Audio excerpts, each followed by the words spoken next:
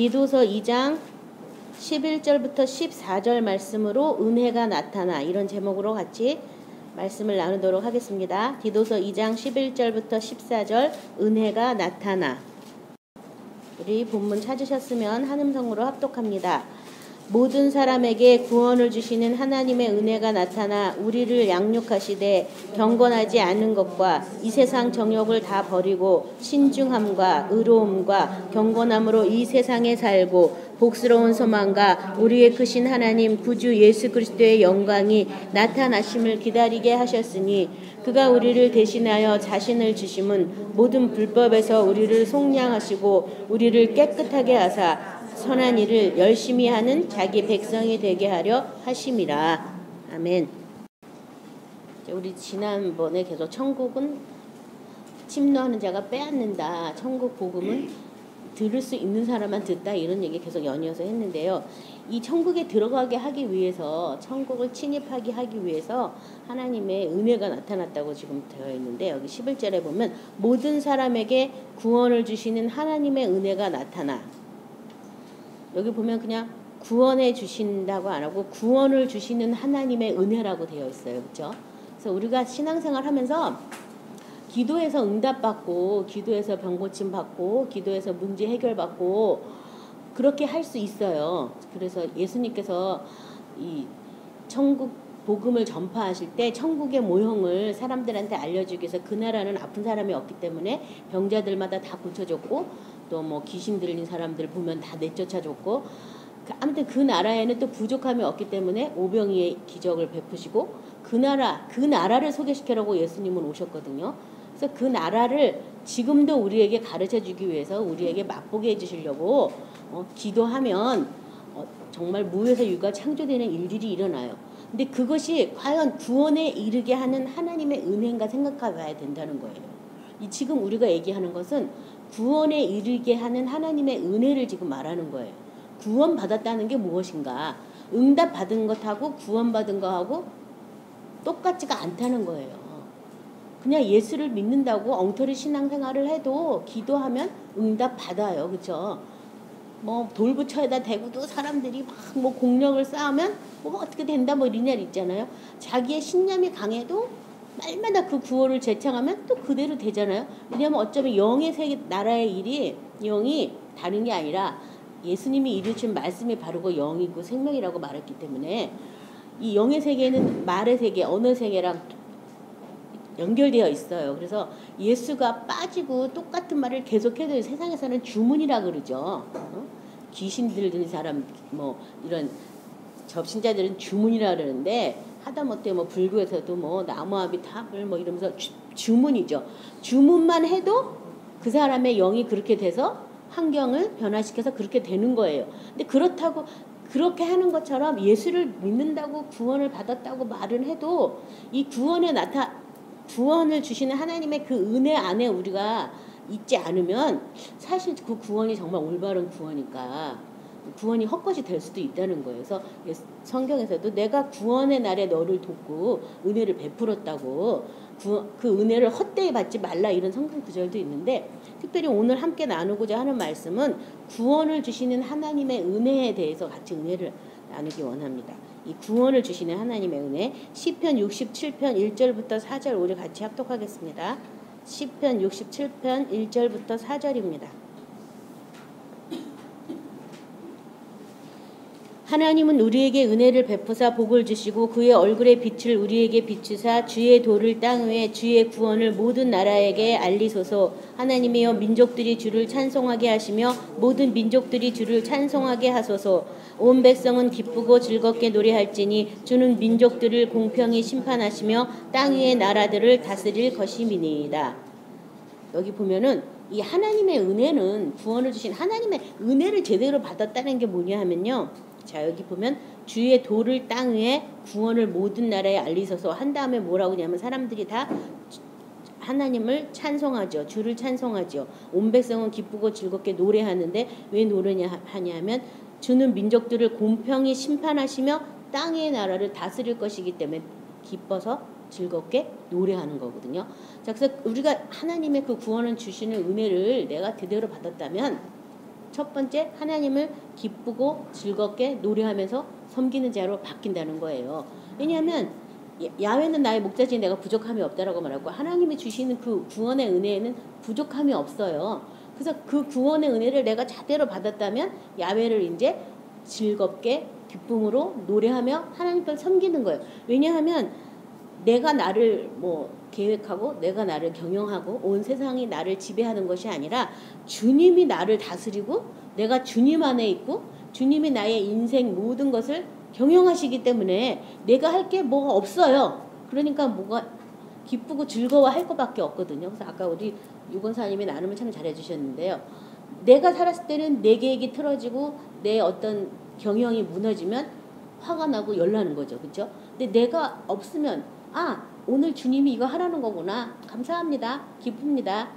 그리고 나 못하는데요. 이런 말 안 하는 거야. 할 수 있는 데까지만 하는 거예요. 내가 책임지고 그 일의 결과를 알려고 하니까 나 못해요. 안 해요. 하는 건데 그냥 내가 할 수 있는 것까지만 하면 되거든요. 그러니까 날마다 어떤 그런 일들이 내가 계획하지 않아도 주님이 우리를 경영하고 우리를 이끌어 나가시는 그 안에 있다면 헛되이 산 것 같지만 헛된 시간이 결코 없죠. 그래서 내가 할 일은 주님을 기뻐하고 주님의 다스림심과 그의 통치하심에 있는 것을 내가 즐거워하는 거. 원수가 나를 해하려 해도 내가 주님의 통치 안에 있기 때문에 지금은 내가 당상 치명상을 입은 것 같지만 조금 있으면 대반격이 일어날 거거든요. 그러니까 기쁜 거예요. 지금 내가 잠깐 억울한 일을 당하는 것 같지만 하나님이 다 모든 것을 밝히시는 날이 오거든요.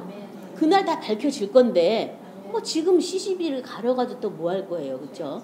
그 시시비를 가리다가 내 속에 악이 되살아나가지고 오히려 내가 더 힘들잖아요.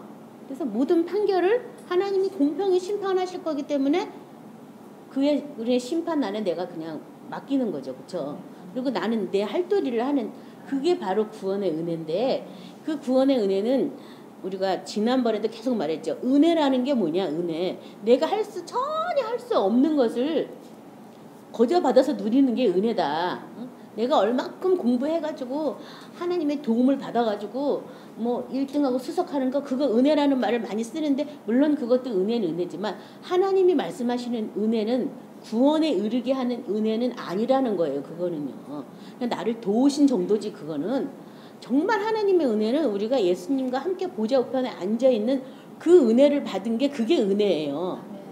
내 힘으로는 그 보좌에 앉을 수가 없잖아요. 내 힘으로는 내 지식으로는 내 돈으로는 내가 가지고 있는 어떤 것으로도 예수가 앉은 그 영광의 보좌에 같이 앉을 수는 없어요. 은혜 때문에 거기 앉을 수 있거든요.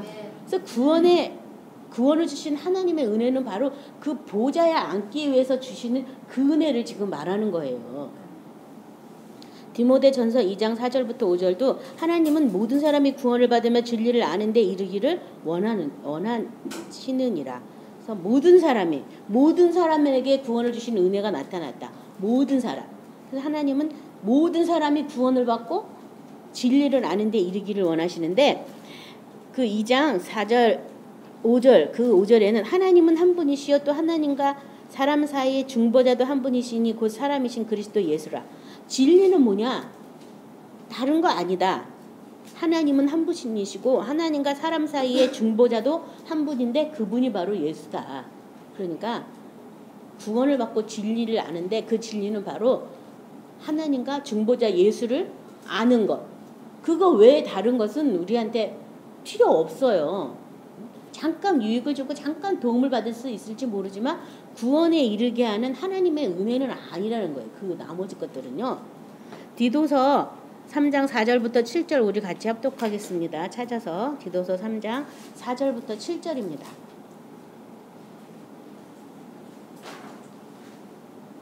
같이 합독합니다. 우리 구주 하나님의 자비와 사람 사랑하심이 나타내실 때에 우리를 구원하시되 우리가 행한 바 의로운 행위로 만미함지 아니하고 오직 그의 긍휼하심을 따라 중생의 씻음과 성령의 새롭게 하심으로 하셨나니 우리 구주 예수 그리스도로 말미암아 우리에게 그 성령을 풍성히 부어주사 우리로 그의 은혜를 힘입어 의롭다 하심을 얻어 영생의 소망을 따라 상속자가 되게 하려 하심이라. 여기 보면 아까 모든 사람에게 구원을 주시는 은혜가 나타났다고 했는데 그 은혜를 지금 디도서에는 우리 구주 하나님의 자비와 사람 사랑하심이 나타났다 이렇게. 이게 나타났다라는 것은 확실한 것을 말하잖아요. 나타났다, 눈에 보인다, 나타난 건요, 그렇죠? 그래서 이 구원의 은혜가 이게 뭐 흔히한 게 아니라 확실한 거예요. 나타날 정도로. 그래서 그것을 우리가 아셔야 되는데 여기 보면 그것이 어떻게 나타났냐면 우리를 구원하시되 우리가 행한 바 의로운 행위로 말미암지 않고 오직 그의 긍휼하심을 따라 중생의 씻음과 성령의 새롭게 하심으로 그 사랑이 나타났다. 우리의 뭐 의로운 행위가 아니다. 오직 그의 긍휼하심과 중생의 씻음과 성령의 새롭게 하심이다. 긍휼하심 때문에 우리를 어떻게 써요? 씻었어요. 중생의 씻음과 성령의 새롭게 하심. 우리 에베소서 2장에서도 허물과 죄로 죽은 우리를 그리스도와 함께 살리셨고 이것이 너희가 은혜로 구원을 받은 것이죠. 그 다음에 함께 일으키시고 그 다음에 함께 보좌에 앉히셨으니 이것은 행위에서 난 것이 아니고 하나님의 선물이다고. 그리고 그 다음 구절이 뭐냐면 너희가 그 은혜에 의하여 믿음으로 말미암아 구원받았다고. 그러니까 그 은혜가 우리한테 어떻게 해요? 나타났어요. 그 은혜를 딱 줄이면 뭐냐면 중생의 씻음과 성령의 새롭게 하심이라는 거예요. 뭐냐면 우리가 예수님과 함께 하나님 보좌에 앉혀 있어야 되는데 내가 죄악된 그 모습을 그대로 가지고는 거기 앉아 있을 수가 없잖아요. 제가 지난번에도 말씀드렸잖아요. 지금 이 상태로 그냥 우리가 천국에 다 들어간다면 아직 중생하지 못한 많은 사람들이 천국을 지옥으로 만들 거라고. 그래서 중생의 씻음이다. 그 긍휼하심은 나를 다시 태어나게 하고 그 다음에 중생의 이 씻음이라는 거 뭐예요? 거듭나게 한 다음에 씻은 거예요. 이전 모든 것이 다 기억도 안 나고 생각도 안 나게 씻은 거예요. 씻은 거. 씻임 받으셔야 돼요. 많은 사람들이 회개를 하지만 씻진 않아요. 씻어야 돼요. 깨끗하게 그 자죽도 다 없어지게. 그 다음에 성령의 새롭게 하심, 새롭게 된 거예요. 이제는. 그래서 너희가 살리심을 받았다면 땅의 것을 생각하지 말고 위의 것만 생각하라고. 새롭게 되는 거예요. 이 지식의 세계도 달라져요. 그래서 너희는 서로 거짓말을 하지 말라. 우리를 창조하신 자의 형상을 본받아서 지식에까지 새롭게 하심을 받는 자라고 되어 있잖아요. 새로운 어떤 세상이 열린 거죠. 우리한테. 새로운 지식의 세계가 열린 거예요. 그전에 내가 생각하던 방식으로 생각하고 그전에 마음먹은 대로 먹고 이러면 안 된다는 거예요. 생각도 달라져야 돼요. 그래서 사람이 은혜를 받고 거듭나고 달라지면 달라지는 거예요. 그러면 자유해요. 그래서 이게 그 다음에 성령을 풍성히 부어주사, 뭐 조금 부어준 것도 아니라 풍성히 부어주사 그 은혜를 힘입어 의롭다 하심을 따라 영생의 소망을 따라 상속자가 되게 하려 하심이라. 결국은 그 은혜의 마지막은 상속자가 되는 거죠. 상속자. 그렇죠? 그래서 이 구원의 은혜가 우리한테 지금 나타났어요. 그래서 내가 그 은혜를 받기 위해서 그 다음에 우리를 어떻게 그 은혜가 일하시는지 12절 보도록. 12절 우리를 양육하시되 뭐가 양육하는 거예요? 그 은혜가 나타나 우리를 양육하는 거예요. 그 은혜가 우리를 지금 양육하는 거예요. 경건하지 않은 것과 이 세상 정욕을 다 버리고 신중함과 의로움과 경건함으로 이 세상에 살고. 자, 우리를 양육하셨다. 베드로전서 4장 1절부터 3절 제가 읽겠습니다. 그리스도께서 이미 육체의 고난을 받으셨으니 너희도 같은 마음으로 갑옷을 삼으라. 이는 육체의 고난을 받은 자는 죄를 그쳤음이니 그 후로는 다시 사람의 정욕을 따르지 않고 하나님의 뜻을 따라 육체의 남은 때를 살게 하려 함이라. 너희가 음란과 정욕과 술 취함과 방탕과 향락과 무법한 우상 숭배를 하여 이방인의 뜻을 따라 행한 것은 지나간 때로 족하도다. 여기 보면 하나님의 육체의 정욕을 따르지 않고 다시는 하나님의 뜻을 따라 육체의 남은 때를 살게 하려고 예수님께서 또 육체의 고난을 받으셨고 우리도 육체의 고난을 받으면 이제 육체의 남은 때를 어떻게 해요? 하나님의 뜻을 따라 살게 된다고. 지금 우리를 양육하기 위해서 첫 번째 어떤 어디를 지나가게 되냐면 이 육체의 고난을 지나게 되는 거죠. 육체. 이 육체는 십자가에 못 박기 위해서 그 고난을 지나가야 돼요. 그래서 육체의 한계를 자꾸 느껴서 이 육체와 더 이상은 씨름하지 않고 예수님과 함께 내가 육체에 못 박아 죽었다는 것을 믿어야 되겠다. 그걸로 나를 먼저 연단을 시키는 거죠. 그렇죠? 양육하시는 거예요. 그래서 예수를 믿긴 믿는데 막 처음 믿었을 때 막 기쁘고 즐겁고 행복한 게 계속 지속되지 않는 이유가 이제 그 맛을 봤기 때문에 이제 그들을 들어오게 하기 위해서 우리를 양육하는 양육의 과정으로 들어간 거죠. 그래서 내 육체의 정욕을 자꾸 십자가에 못 박으라고. 자, 요일 2장 16, 17절 아시는 말씀입니다. 이는 세상에 있는 모든 것이 육신의 정욕과 안목의 정욕과 이 세상의 자랑이니 다 아버지께로부터 온 것이 아니요 세상으로부터 온 것이니라. 이 세상도 그 정욕도 지나가되 오직 하나님의 뜻을 행하는 자는 영원히 거하느니라. 이 세상에 있는 모든 것이 다 육신의 정욕, 안목의 정욕, 이 세상의 자랑인데 이것은 다 아버지께로부터 온 것이 아니다. 예수님도 성령에 이끌려서 광야에서 시험을 받았을 때 이 세 가지에 대해서 시험을 받고 말씀으로 다 물리치시고 이기셨죠. 그러니까 우리도 똑같아요. 내가 구원 받았고 성령의 세례를 받은 다음에 예수님이 광야의 학교를 갔거든요. 마찬가지로 내가 성령 세례 받았다 해서 완전한 인격제로 확 바뀐 게 아니에요. 중생이 확 일어난 게 아니에요. 성령이 내 안에 와서 이제 내가 성령의 어떤 교통을 하게 되고 성령의 어떤 힘입을 수 있는 그런 것만 생긴 거지, 그렇다고 해서 바로 나가서 뭐 이렇게 뒤집어지는 일이 일어나진 않는다는 거죠. 그 다음에 우리도 예수님처럼 이제 광야 학교를 가서 육신의 정욕, 안목의 정욕, 이 세상의 자랑을 뭘로 물리쳐요? 말씀으로 물리치는 그런 때가 오는 거예요.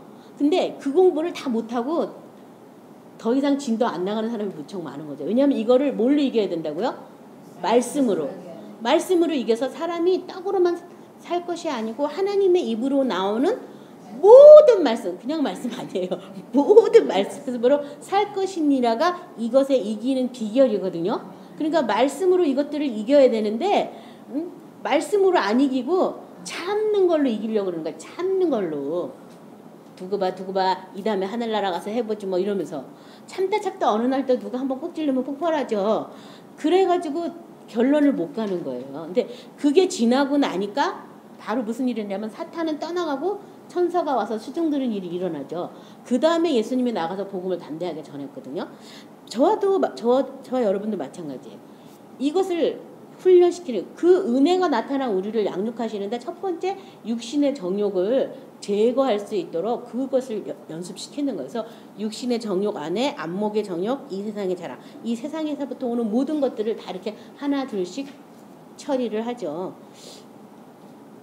그래서 결국은 뭘 하게 하냐면 하나님의 뜻을 행하는 자로 살게 만드는 거예요. 여기 지금 17절에 이 세상도 그 정욕도 지나가되 오직 하나님의 뜻을 행하는 자는 영원히 거하느니라. 하나님 안에 영원히 거하게 하기 위해서 하나님의 말씀대로 행하는 삶을 살도록 우리를 어떻게 한다고요? 양육한다는 거예요. 양육하는데 그 말씀을 안 붙잡고 있으면 어떻게 양육을 받겠어요. 그래서 씨 뿌리는 비유가 가장 중요하고 천국의 복음을 전할 때 그 비유를 알지 못하면 다른 어떤 비유도 알지 못한다는 것이 그 말씀 안에 내가 순종할 수 있는 그런 것들을 내가 계속 간직해야지 그 말씀 때문에 이 세상의 자랑도 지나가고 육신의 정욕도 지나가고 안목의 정욕도 지나가거든요. 근데 말씀이 없으면 아무것도 통과 못하는 거죠. 그래서 말로는 그리스도인이 맞는데 무늬만이고 실제는 아닌 그런 이상한 신자라고 그러나 요새는 신자가 되는 거지. 신자 성도는 못 되고 신자가 되는 거죠. 자, 디모데전서 6장 17, 19절 우리 같이 찾아서 같이 합독합니다. 디모데전서 6장 17절부터 19절입니다. 다 같이 합독합니다. 내가 이 세대에서 부한 자들을 명하여 마음을 높이지 말고 정함이 없는 재물에 소망을 두지 말고 오직 우리에게 모든 것을 후히 주사 누리게 하시는 하나님께 두며 선을 행하고 선한 사업을 많이 하고 나누어지기를 좋아하며 너그러운 자가 되게 하라. 이것이 장래에 자기를 위하여 좋은 터를 쌓아 참된 생명을 취하는 것이니라. 여기 보면은 정함이 없는 재물에게 소망을 두지 말고 오직 어떻게 하라고 되어 있어요? 같이 읽겠습니다. 오직 우리에게 모든 것을 후히 주사 누리게 하시는 하나님께 두며. 자, 재물에다 소망을 두지 말고 어디다가 두라고요? 하나님께. 어떤 하나님? 모든 것을 후히 주사 누리게 하시는 하나님께 소망을 둬라. 이 세상에 소망 두지 말고 하나님이 주시면 주시는 거예요. 하나님이 우리를 누리게 하시려고 부르셨는데 누리지는 않으면서 맨날 그러시면 안 된다는 거죠. 그래서 여기 지금 나눠주기를 좋아하고 선한 사업 많이 하고 너그러운 자가 되면 장래에 좋은 터를 쌓아 참된 생명을 취하는 것이니라 이렇게 쓰여 있어요. 어디다 소망을 두라고요? 하나님께. 모든 것을 후히 주사 누리게 하시는 하나님께 줘라. 나한테서 지금 나간 것 같지만 하나님이 다시 갚아주면 더 많이 갚아주죠. 그래서 모든 세계는 다 돌고 돌게 돼 있어요. 그래서 어떤 사람은 절대 신세 안 지려고 하는 사람이 있어요. 신세를 내가 좀 지면 내가 다른 사람한테 또 신세를 베풀 수가 있거든요. 나 신세 안 질래 이런 사람은 남도 안 더 주겠다 이거랑 똑같아요. 그거예요. 은혜의 세계는 다 돌고 돌게 돼 있어요. 물질도 돌고 돌게 돼 있거든요. 그러니까 내가 연약한 건 남이 도와주면 감사합니다. 그래서 받아들이고 또 그 다음에 다른 사람이 연약한 걸 보면 내가 또 쉽게 도와줄 수 있는 그런 사람이 되는 게 장래에 뭐예요? 좋은 터를 쌓아두는 거라고. 이 모든 세계는 나 혼자만 못 살아요. 서로 도움을 주고 도움을 받고 이렇게밖에는 못 살게 돼 있어요. 우리 안에 이 교만이 들어가지고 내가 아주 완벽한 존재 같은 이상한 착각을 해가지고서 나 혼자도 잘 살 것 같은데 절대 그렇지 않아요. 다 위급할 때 전문가들의 도움이 필요하거든요. 그래서 도움을 받기도 하고 도움을 베풀기도 하고. 제가 전에 그랬어요. 누가 나한테 무슨 물건 주면 나 이거 우리 집에 많아요. 싫어요. 안 가져갈래요. 짐이 너무 많아요. 막 이랬는데 참 그것도 아니더라고. 깨닫고 나니까 줘? 감사합니다. 일단 받으라다가 누군가 필요하면 그 사람을 주면 되는 거야. 내가 안 필요하다고 안 받을 이유는 없어요. 왜냐면 그 사람은 주고 싶어 하거든요. 그래서 일단 받아놓으세요. 그리고 또 필요한 사람 찾아주면 되고 또 내가 못 필요하고 줄 사람도 전혀 없으면 그 사람 마음 때문에 그냥 받아놓으세요. 나중에 그냥 버리는 한이 있더라도. 근데 전에는 그게 낭비라고 생각했어요. 저도 낭비라고 생각해서 나 안 쓸 걸 왜 주냐고 그냥 딴 사람 주라고 막 이랬는데 그것 역시도 교만했더라고요. 그거 역시도 이 주고 싶은 사람의 마음을 내가 꺾는 거잖아. 그렇죠? 그 마음조차 못 받아주는 거잖아요. 단지 내가 갖고 있으면 우리 집이 복잡해진다. 갖고 있는 게 내가 짐스럽다는 그 이유 하나만으로 다른 사람의 그 호의를 내가 무시하는 거죠. 받아들이지 않는 거죠. 그래서 제가 그렇구나. 인생이 다 그런 거구나. 그래서 그 다음부터 누가 뭐 준다면 네 감사합니다. 감사합니다. 일단 받아놔요. 그래서 나눠주면 나눠주고 또 못 주면 할 수 없이 우리 집에서 상해서 버리는 일도 있어서 가끔가다 죄송하긴 하지만 마음은 받았으니까 뭐 이러면서. 아무튼 이렇게 나눠주기를 좋아하는 사람이 돼야 된다. 또 맨날 이렇게 어떤 사람은 이렇게 바라는 사람이 있어요. 누가 뭐 안 도와주나? 누가 뭐 이런 사람이 있는데 이거는 아직 이 부유한 자가 못 돼가지고 아직도 가난 안에 매여 있어서 그런 거고 이제 그 사람도 은혜 받으면 바뀔 거예요. 그렇죠? 아무튼 그런 사람들에게 또 성경은 오리를 가자 그러면 십리를 가고 속옷을 달라고 하면 겉옷까지 내어주라고 오히려 그 사람들의 필요를 공급해주라고 이렇게 말씀하고 있으니까 안 주면 말고 흉보지는 말아야 되겠어요. 디모데후서 3장 12절부터 17절 말씀 우리 같이 찾아서 합작하겠습니다. 디모데후서 3장 12절부터 17절입니다. 무릇 그리스도 예수 안에서 경건하게 살고자 하는 자는 박해를 받으리라.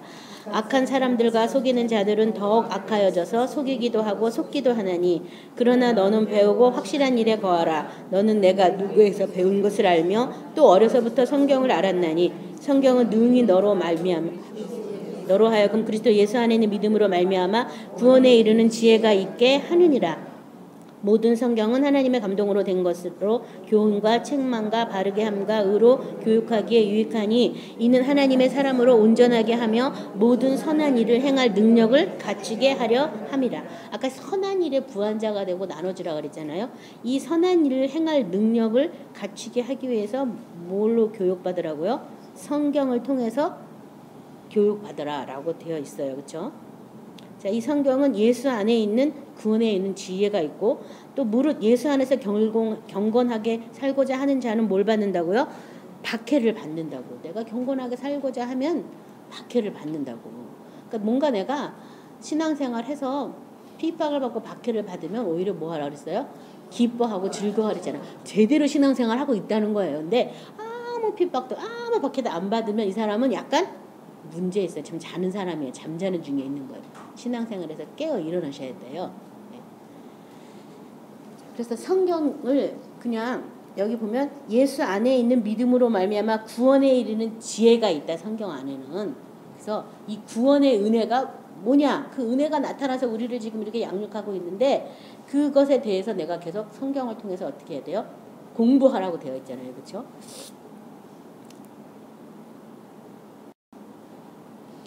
자, 이렇게 아까 우리 12절에 양육하실 때 경건하지 않은 것 이 세상 정욕 다 버리고 신중함과 의로움과 경건함으로 이 세상에 살고 그 다음에 13절에 복스러운 소망과 우리의 크신 하나님 구주 예수 그리스도의 영광이 나타나심을 기다리게 하셨으니 다 버린 다음에 그 다음에 뭘 하냐 그러면 기다리게 하셨다.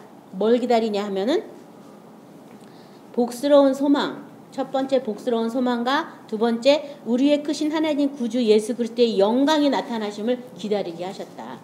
이 세상 것, 이생의 자랑, 뭐 안목의 정욕, 육체의 정욕 뭐 다 버린 다음에 그 다음에 소망을 갖는데요. 복스러운 소망, 그 다음에 영광이 나타나기를 기다리게 했다. 이 구원을 주시는 은혜가 나타나서 그 다음에 일이 또 있는 거예요. 그래서 죽음만 예수와 함께 못 박아 죽었다가 끝이 아니죠.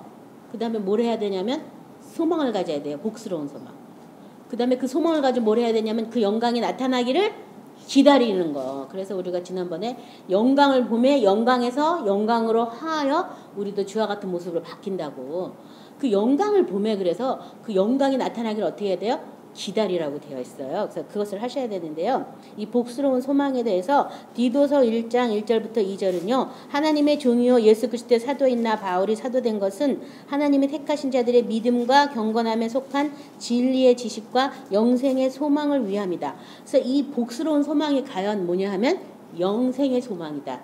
영원한 생명을 가지고 영원히 아버지 집에 거하면서 아버지와 아들 안에서 왕노릇 하는 것. 영생의 소망. 이 영생은 거짓이 없으신 하나님이 영원전부터 약속하신 것인데 이렇게 되어 있고요.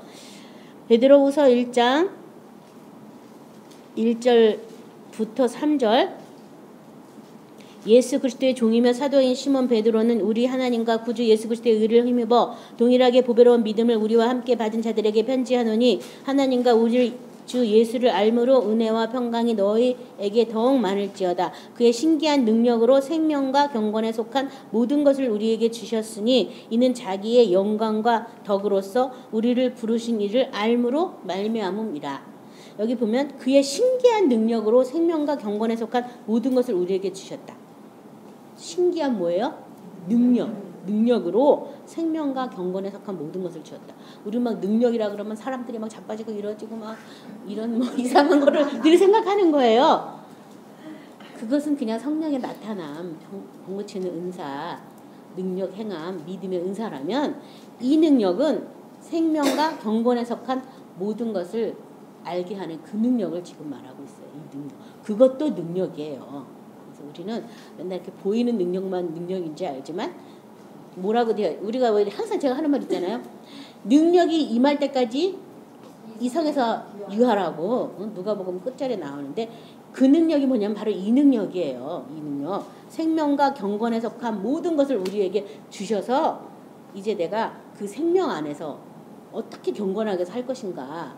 예수 안에서 어떻게 내가 아버지 집에 거하면서 아버지를 기쁘고 즐거워하면서 섬기면서 이 땅을 하늘나라로 잘 갖고 나갈 것인가에 대한 그 능력을 이미 우리에게 주셨다고 말하고 있는데 그것은 자기의 영광과 덕으로서 우리를 부르신 이를 알므로 말미암게 되는 것이다. 모르면 모른다는 거죠. 그렇죠? 자, 그래서 이 소망을 또 우리가 이 세상 것을 다 버리고 그 다음에는 복스러운 소망과 예수 그리스도의 영광의 나타나심을 기다리셔야 되겠어요. 데살로니가 후서 13, 14절 제가 그냥 읽을게요. 주께서 사랑하시는 형제들아 우리가 항상 너희에 관하여 마땅히 하나님께 감사할 것은 하나님이 처음부터 너희를 택하사 성령의 거룩하게 하심과 진리를 믿음으로 구원을 받게 하심이니 이를 위하여 우리의 복음으로 너희를 부르사 우리 주 예수 그리스도의 영광을 얻게 하려 하심이니라. 그래서 복음의 결론은 그리스도의 영광을 얻게 하려 하심이다. 그래서 그 나라와 그 영광에 들어가게 하려고 우리를 구하시고 구원하시고 택하셨다. 이런 성경 구절이 있는데요. 그 나라와 그 영광을 회복하셔야 되는 거죠. 그렇죠? 구원 받았다는 거. 구원을 주시는 그 은혜는 결국은 우리에게 그 나라를 그의 영광을 얻게 한다. 그것을 결론으로 잘 간직하시기 바랍니다. 고린도 전서 1장 4절부터 7절 그리스도 예수 안에서 너희에게 주신 하나님의 은혜로 말미암아 내가 너희를 위하여 항상 하나님께 감사하노니 이는 너희가 그 안에서 모든 일 곧 모든 언변과 모든 지식의 풍족함으로 그리스도의 증거가 너희 중에 견고하게 되어 너희가 모든 은사에 부족함이 없이 우리 주 예수 그리스도의 나타나심을 기다림이라. 자, 여기 보면 아까 기다리는데 어떻게 기다리냐 하면요. 아까 그리스도의 영광에 나타나심을 기다리라 그랬잖아요. 자, 그리스도의 증거가 너희 중에 견고하게 되어 너희가 모든 은사에 부족함이 없이 우리 주 예수 그리스도의 나타나심을 기다림이라. 첫 번째 그리스도의 증거가 너희 중에 견고하게 되어 증거가 일단 나한테 견고하게 되고 그 다음에 그 증거에 따르는 어떤 모든 은사에 부족함이 없이 그리스도를 기다리게 되면 뭐가 나타나요? 그리스도의 영광이 나타난다. 그 말이에요. 그러니까 이 증거를 내가 받았을 때 그 증거를 소중히 간직하셔야 돼요. 많은 사람들이 구원의 은혜를 헛되이 받는 것이 그 증거를 어떻게 하냐면 소중하게 여기지 않기 때문이에요. 와, 내가 오늘 예수피를 마셨더니 확 나갔어. 이게 뭐야. 어머 이런 일도 일어났구나. 이 증거를 오늘 얻으셨잖아요. 그 증거를 계속 찾아가지고 계속 그 증거를 어떻게 해야 돼요? 견고하게 계속 만드는 거죠. 어머 이런 것도 나갔어? 그러면 내가 오늘 또 마셔볼까? 또 오늘은 뭐가 나갔지? 막 이러면서 그러니까 그 증거를 내가 자꾸 가지고 있다 보면 그리스도의 영광까지도 그 증거들이 인도한다는 그 말이죠. 그래서 그 증거를 잘 견고하게 가지고 있는 저와 여러분이 되셔야 되겠습니다. 베드로 후서 3장 9절부터 13절 우리 찾아서 같이 합독합니다. 그리스도의 영광이 나타나는 것에 대해서 좀 더 자세히 설명이 났는데요. 베드로후서 3장 9절부터 13절 우리 같이 합독합니다. 주의 약속은 어떤 이들이 더디다고 생각하는 것 같이 더딘 것이 아니라 오직 주께서는 너희를 대하여 오래 참으사 아무도 멸망하지 않고 다 회개하기를 이르기를 원하시느니라. 그러나 주의 날이 도둑같이 오리니 그날에는 하늘이 큰 소리로 떠나가고 물질이 뜨거운 불에 풀어지고 땅과 그 중에 있는 모든 일이 다 드러나리로다. 이 모든 것이 이렇게 풀어지리니 너희가 어떠한 사람이 되어야 마땅하냐. 거룩한 행실과 경건함으로 하나님의 날이 임하기를 바라보고 간절히 사모하라. 그날에 하늘이 불에 타서 풀어지고 물질이 뜨거운 물에 녹아지려니와 우리는 그의 약속한 대로 의가 있는 곳인 새하늘과 새 땅을 바라보도다. 자, 이 그리스도 영광의 나타나심을 기다리게 한다라고 쓰여 있는데 여기 보면 약속이 더디다고 하지만 더딘 것이 아니라 뭐 하라고요? 다 회개하게 하기 위해서 하나님이 오래 참으신다라고 얘기하고요.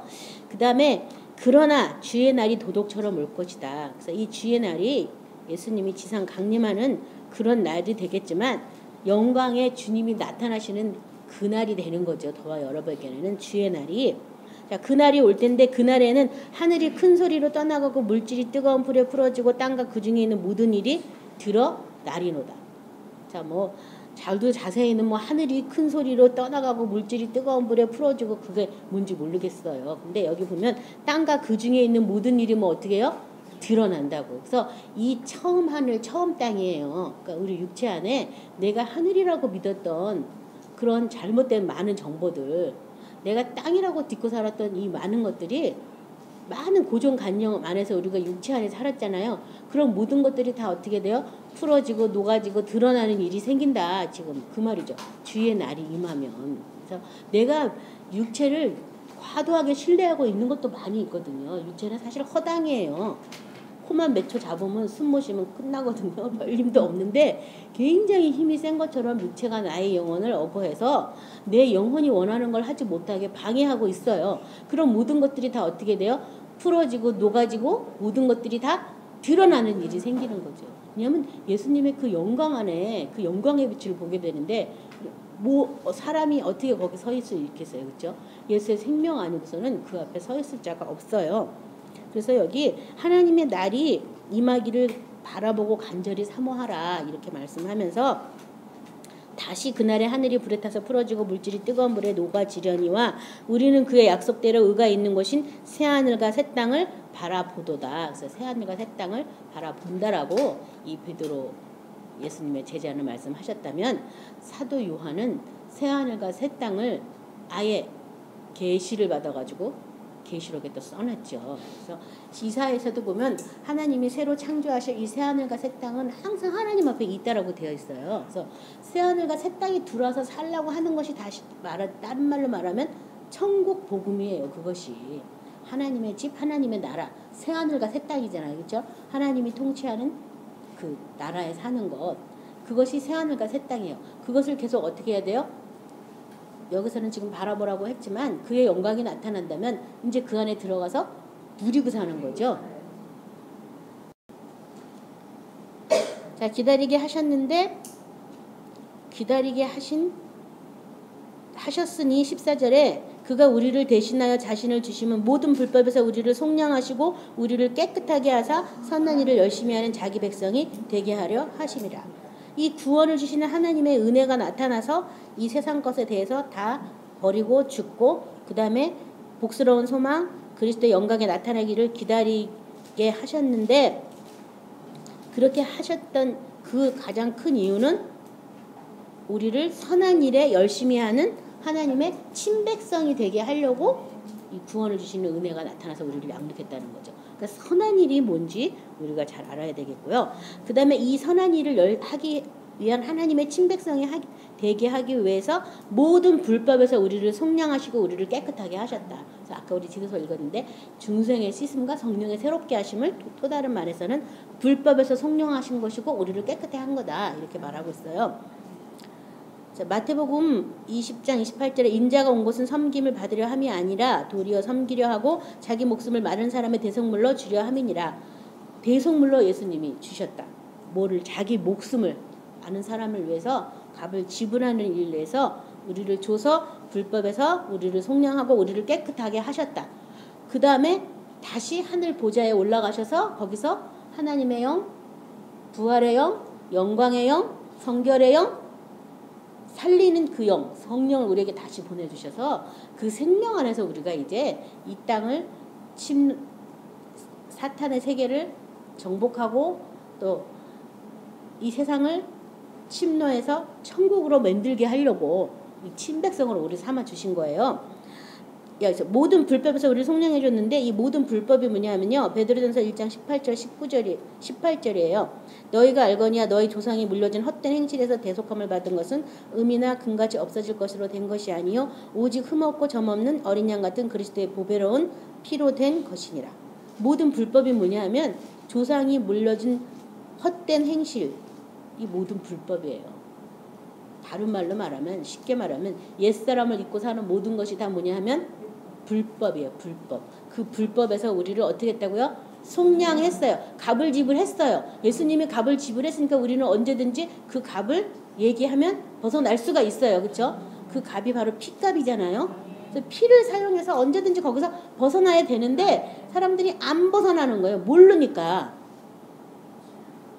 그래서 그 피, 어린 양 같은 그리스도의 보배로운 피로 된 거기 때문에 그 피를 어떻게 해요? 늘 사용하는 거죠. 지불된 거니까 이미 그걸 자꾸 사용하는 거죠. 그 피로 난 이렇게 됐어. 그 피로 나는 이렇게 됐어. 그 피로 나는 속량 받았어. 그 피로 조상과 나는 아무 상관이 없어. 나는 그리스도 예수 안에서 새로운 새 것이 되었어. 저도 사실 능력에 대해서 계속 오랜 시간 동안 기도했는데 결국 능력을 기도하다 보면 성령이 어디로 가냐면 어린 양의 피로 가더라고요. 이 어린 양의 피예요. 능력은. 그 피를 내가 얼마만큼 자유자재로 잘 쓰느냐에 대해서 그 능력이 달라지는 거예요. 그래서 그 피로 우리를 속량하고 깨끗하게 하셨다. 에스겔 37장 23절은요. 그들이 그 의상들과 가증한 물건과 그 모든 죄악으로 더 이상 자신을 더럽히지 아니하리라. 내가 그들을 그 범죄한 모든 처소에서 구원하여 정결하게 한즉 그들은 내 백성이 되고 나는 그들의 하나님이 되리라. 그 범죄한 모든 처소에서 구원하여 정결하게 했다. 그러니까 이 육체도 네 게 아니다. 값을 지불한 것이 되었다. 하나님은 성전이다라고 성경은 딱 못을 박아줬잖아요. 네 거 아니야. 이제는 값으로 산 것이 되었어. 딱 그렇게 딱 말을 딱 정해준 게 얼마나 감사해요. 그렇죠? 네. 그것을 믿으시기 바랍니다. 디도서 3장 8절.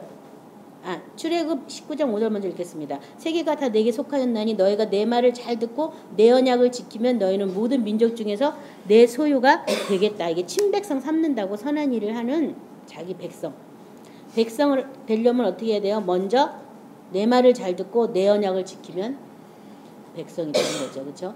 하늘나라 백성이 되려면 하나님의 말씀을 잘 듣고 하나님의 언약을 지키면 하늘나라 백성이 되죠. 이 세상 나라도 마찬가지지만 그렇게 하면 너희는 모든 민족 중에서 내 소유가 될 것이다.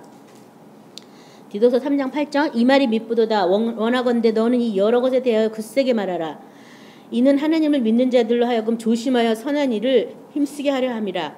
이것은 아름다우며 사람들에게 유익하니라.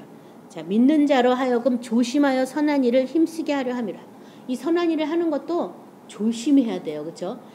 자, 그러면 선한 일이라는 것은 과연 뭐 할 거야? 선한 일. 선한 일이 아까 우리 친백성으로 우리 삼아주셨다는데 선한 일이 과연 뭘까요? 선한 일.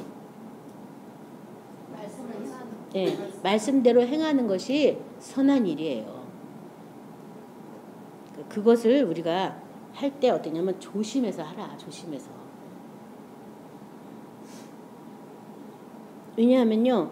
어떤 사람은 내가 말씀대로 행하는 것 때문에 다른 사람한테 또 피해를 줄 수 있어요. 거부감을 줄 수 있어요. 그러니까 지혜롭게 조심해서 아까 어떤 말씀도 신중함으로 의로움으로 이렇게 하라고 되어 있잖아요. 그래서 내가 말씀을 행하는 것 때문에 저 사람이 나 때문에 오히려 이상한 일이 생긴다면 비밀이 은밀하게 잘 모르게 이렇게 싹 또 해야지 그걸 막 대놓고 막 이렇게 하다 보면 사실 그것도 자기 의지만 예수의 의로서 한다면 그렇게는 안 하겠죠. 근데 아무튼 신중하게 조심하게 선하게 행동하라고 되어 있고요. 에베소서 2장 10절은 우리는 그가 만드신 바라 그리스도 예수 안에서 선한 일을 위해서 지으심을 받은 자니 이 일은 하나님 전에 예비하사 우리로 그 가운데서 행하게 하려 하심이라. 우리는 그가 만드신 바라. 예수님 안에서 우리는 새롭게 어떻게 됐어요? 만들어졌어요. 새롭게 창조됐어요. 예수님 안에서 새 것이 되었어요. 내가 새 것이 된 그 정체성을 찾아가야 되는 거죠. 그것을 하기 위해서 그 은혜가 나타나서 우리를 양육할 때 먼저 내 안에 있는 것들을 보게 해서 다 버리고 죽고 그런 일들을 하게 하시죠. 그 다음에 그래서 우리가 예수님의 생명을 붙잡기 시작하면 복스러운 소망, 영생의 소망을 갖게 하시고 그리스도의 영광이 우리에게 나타나기까지 그것을 붙잡고 기도하는 일들을 하게 하시고요.